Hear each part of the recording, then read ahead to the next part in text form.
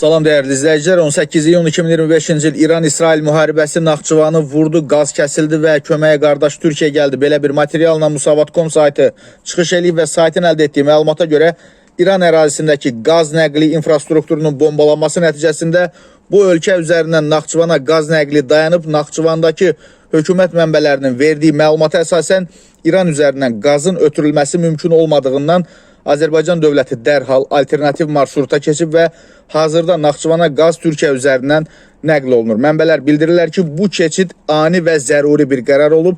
İndi Muxtar Respublikanın qazla təminatı Türkiyə istiqamətindən həyata keçirilir. Rəsmi orqanlar məsələ ilə bağlı yaxın günlərdə ictimaiyyətə daha ətraflı məlumat verəcəklər. Hazırda bölgədə qaz verilişində fasilə müşahidə olunmasa da dəyişikliklər texniki və logistik baxımdan ciddi koordinasiya tələb edir. Həmçinin İran ərazisindəki gərginliyin artması fonunda bu tip halların təkrar baş vermə ehtimalı istisna olunmur. Xatırladaq ki, ötən günlərdə İranın enerji infrastrukturu İsrailin cavab zərbələri ilə bir neçə istiqamətdən hədəfə alınmışdı. Qərb mediasının məlumatına görə bu zərbələr qaz kəmərlərinin bir neçə hissəsində partlayışa səbəb olub.